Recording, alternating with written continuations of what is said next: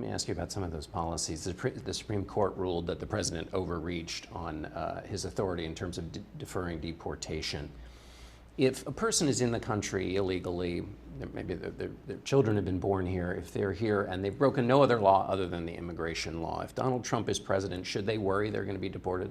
Well, I've said this before. Donald's argument is that he's going to create this program, and the reality of it is you can't do it. You can't round up and deport 11 million people. There are people that need to be deported. Criminals need to be deported, but you can't round up and deport 11, 10, 9 million people. The American people wouldn't stand for it once they saw what it would take to make that happen. And that's why I argue for a piecemeal, step-by-step approach that begins with enforcement and I think leads to the confidence we need from the American people to do something reasonable but responsible about people facing these circumstances. Here's a challenge re-elected Senator Marco Rubio will face in 2017.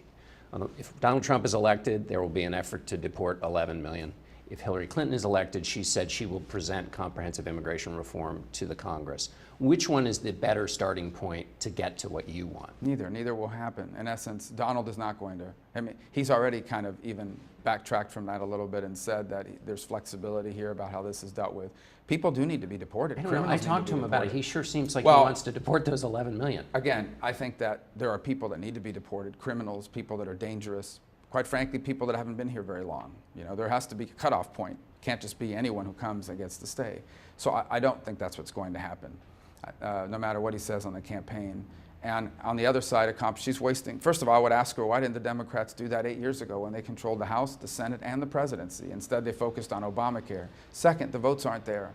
There's less votes today for comprehensive reform than there was 2 years ago, 4 years ago. Another scenario for the newly elected senator, if that happens. Donald Trump is president. He says he will have this temporary ban, which he believes he has the authority as president to do. What does Senator Rubio do when the executive does that? Temporary ban on? About Muslim immigration. That's also not going to happen, and there's two reasons why. For example, we talk about ISIS and the need to defeat ISIS, and one of our great partners in defeating ISIS are Kurds in Kurdistan, who I visited a few weeks ago.